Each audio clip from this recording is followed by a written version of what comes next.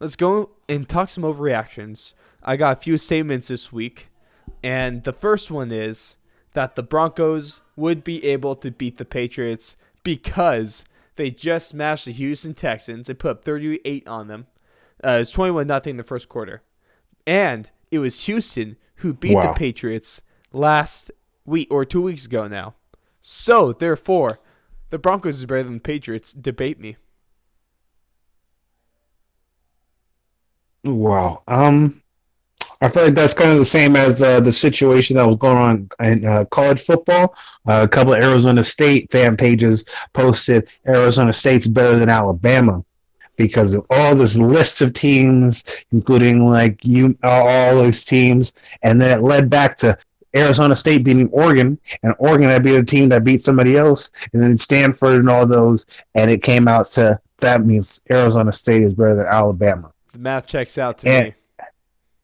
I feel like we're missing a lot. No, we're I feel like we're missing something in that? skipping a No couple. way. I think we're skipping a couple steps. No I just way. think that's not what it equals. You know what I'm saying? I mean, Alabama could come get this work if they want to play ASU, but like the Broncos and Patriots, I think that's totally just out of pocket. That's fair. Blake, I think I know your answer to this. Yeah. Yeah, so Uh, Blake's definitely going to go with that. This is an overreaction, but it's okay because he's just jealous that the Broncos have a reliable team now, and they're not the the Broncos Raiders. have lost to the Raiders this year, week one, and I will continue to remind you that until Yeah, we lose that to was us just again week one when they had Joe later in the Flacco. season. Did we play you guys week 16 or week 17? It's one of the two. It's something late, but it doesn't matter because it's going to be in Denver, and Drew Lock is just going to throw for 400 yards and 3 touchdowns. We played you week 17 at 1:25 p.m. Hey, that's a on fun December way 9th. to end off the season for either team because we know both of them aren't making the playoffs. Definitely not, but we're gonna smash you guys. You guys are Fake, terrible. fake news. Let's get on. Number two, Eli, kind of decent performance on Monday where he actually forced overtime against the Eagles, which was somewhat impressive. But dude went 15 for 30, 303 yards, 2 touchdowns, no interceptions. So with that being said, overreaction or not, that Eli can still start in the NFL. Overreaction. Slightly. Done. Nope, that's all. He's done.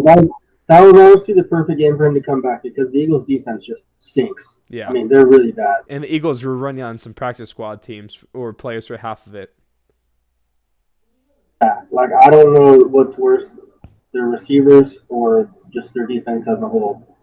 But um, yeah, they're that's all that there's left for Eli. I think he might get another start if Daniel Jones can't go next week. Who knows? But I don't think he's going to go to another team and just start No, on another team. There's just no way. I feel Not it. with what's going to be available. Yeah. Jalen, what do you think? um, I think he can still start in the NFL. Do I think he'll get another chance to? Nah. No. But That's fair. That's a good. That's I a think good he has point. the skill and ability and knowledge of football to start in the NFL and win and make playoffs on a good team. I just don't think any NFL team will give him a chance to do that ever Mm-hmm. again. So I'm gonna have to go with it's not overreaction, but I think if we're just talking about So it is skills overreaction, you and mean? the ability to start, then Yeah, he could, but I don't think he'll get the chance. I feel it. At the end of the day, he may be one win under 500 on his career, but he's a two-time Super Bowl champion, and Eli Manning is a Hall of Famer.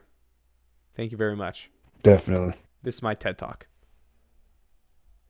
Number three, the Saints and the Niners should be worried about the way their defense is played on Sunday, giving up a total of 94 points scored.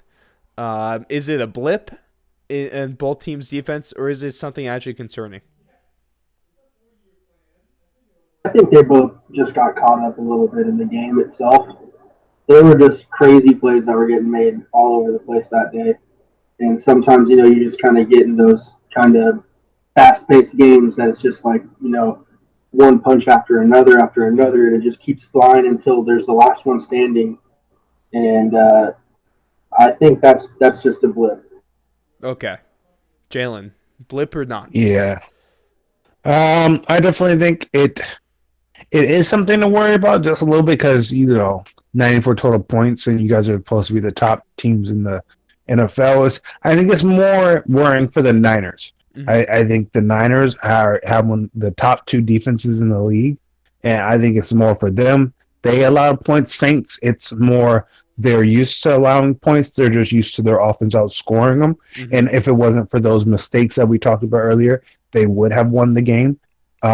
So I think it's the Saints less to worry about because they usually can outshoot most teams in the NFL, and I believe they still can. Mm-hmm. Niners, it's more their defense usually puts their inconsistent offense, in my opinion. I think Jimmy Garoppolo is way too inconsistent.